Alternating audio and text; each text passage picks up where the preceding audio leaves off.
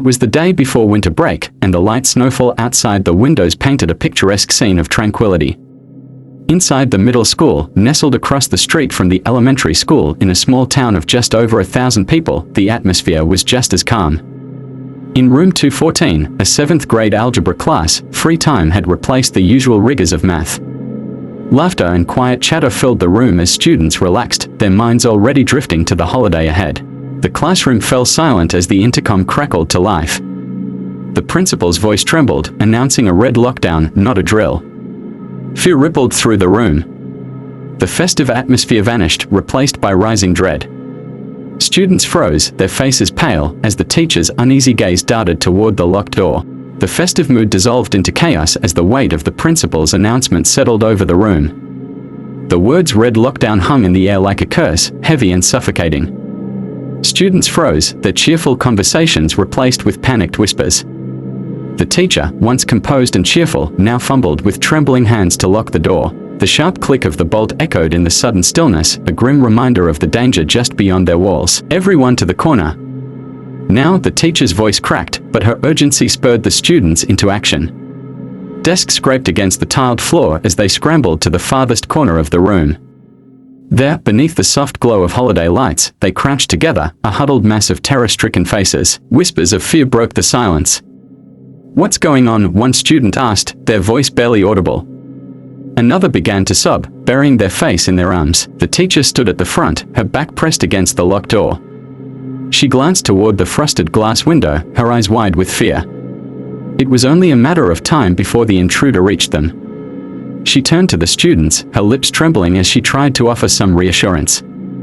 But instead, she broke down, tears streaming down her face. "I'm so sorry," she whispered, her voice barely audible. The elementary school, across the street, they've already been attacked. Some of the kids, some of the teachers, they are hurt. Gasps rippled through the group.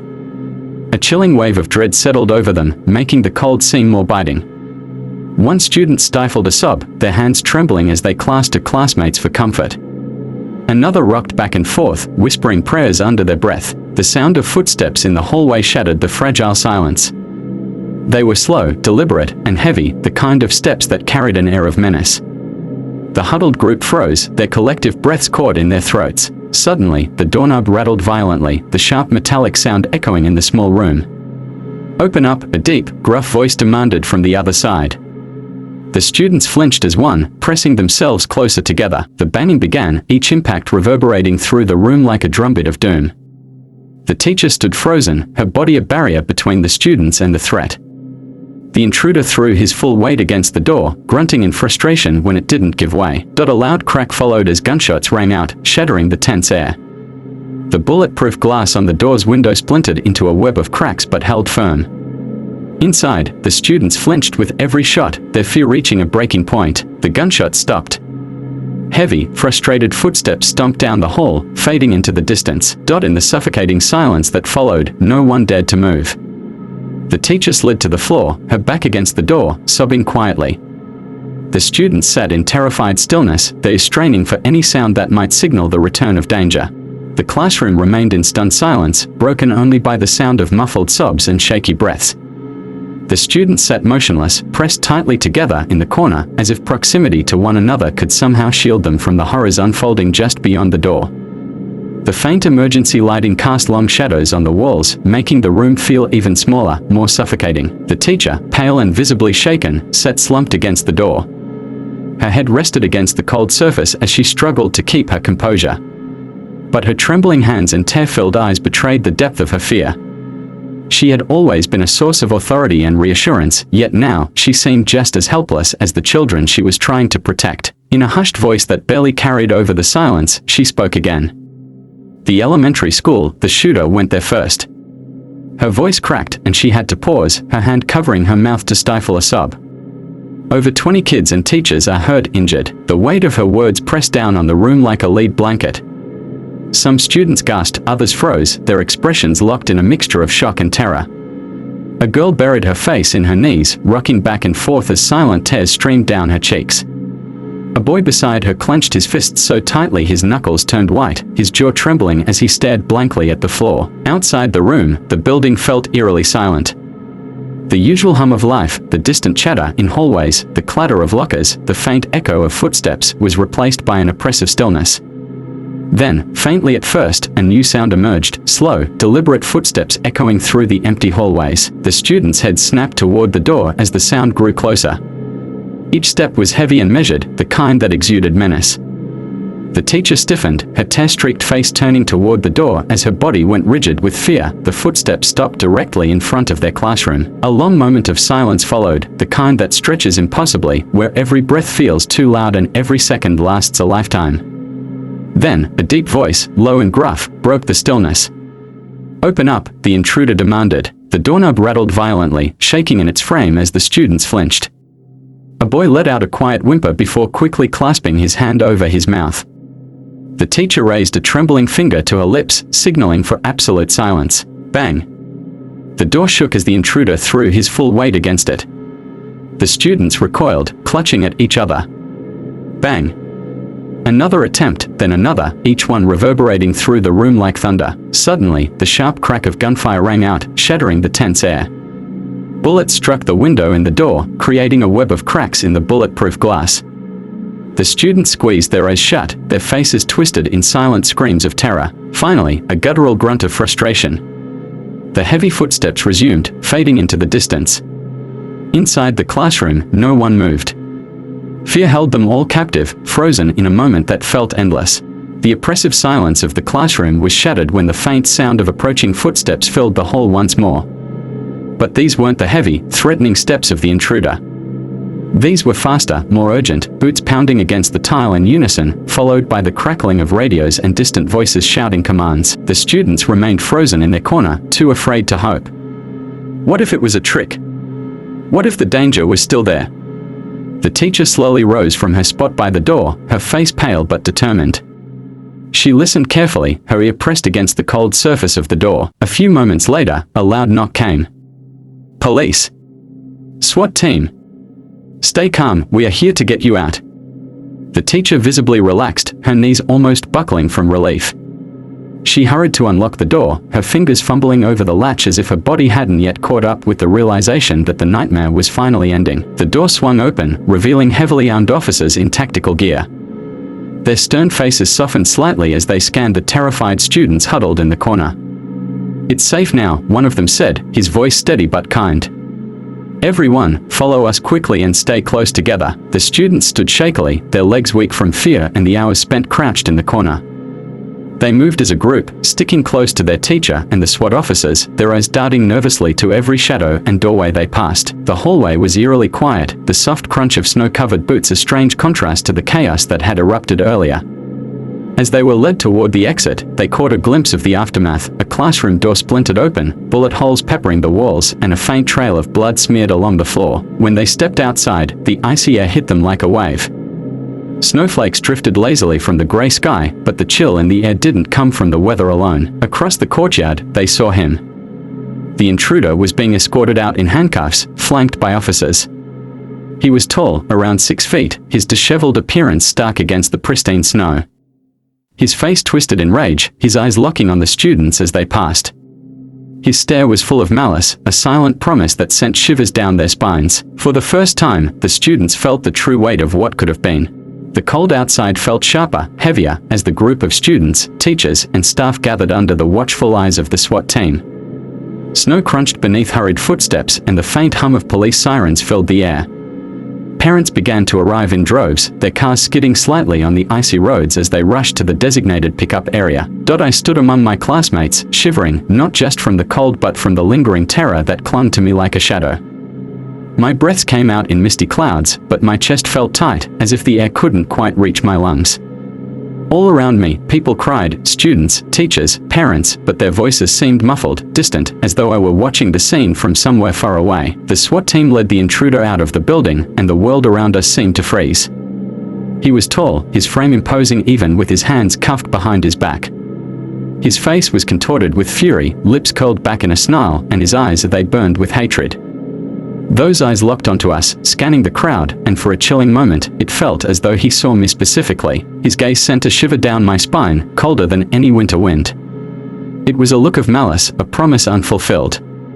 Even as the officers shoved him into the back of a police car, his eyes remained fixed on the schoolyard, as if committing every face to memory. A police officer's voice broke through my daze, urging us to move toward the buses and cars waiting to take us home. I followed numbly, my feet moving automatically as my mind replayed the events of the day. The echo of gunshots, the rattle of the doorknob, and the desperate cries of my teacher looped endlessly in my head. My parents were among the first to arrive. My mum practically flew out of the car, her face streaked with tears, and pulled me into a bone-crushing hug.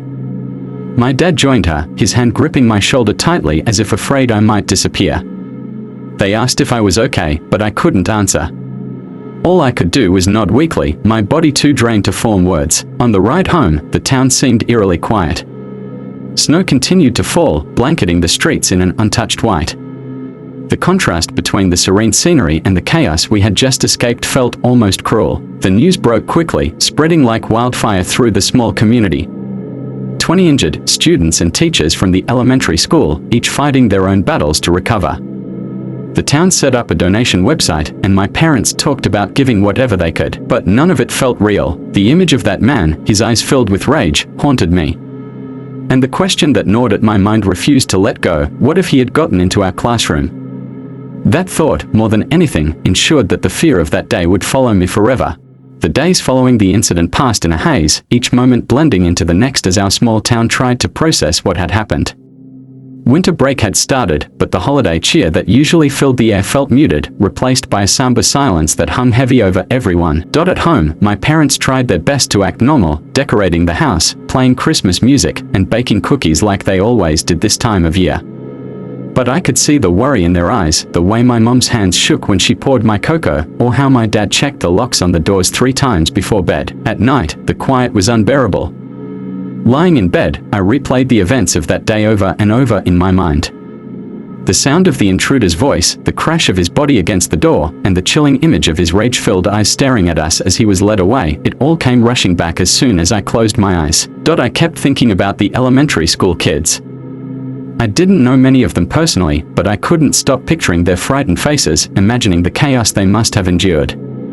20 injured but alive, everyone kept repeating that as if it were a victory.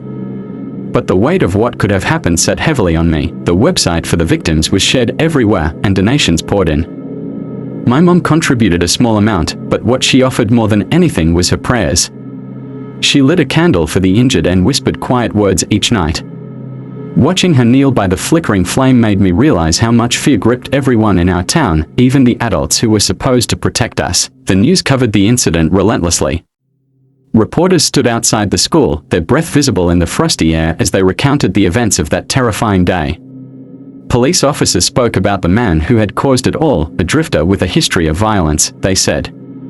They mentioned his motivations, his troubled past, but none of it made sense to me. How could someone carry so much hatred into a place filled with children? One night, as I sat by the window, staring out at the snow-covered street, I asked myself the question that wouldn't leave me alone: what if he had made it into our classroom? My mind spiraled with dark possibilities, what he might have done, how I might not have made it home that day. The thought was paralyzing. But then I remembered something my teacher said as we were escorted out: "You're safe now. You're going to be okay."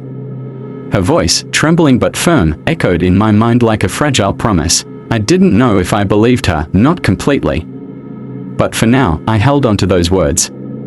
In the darkness of my room, as snow continued to fall outside, I whispered them to myself, hoping they might chase away the shadows. The town never quite felt the same after that day.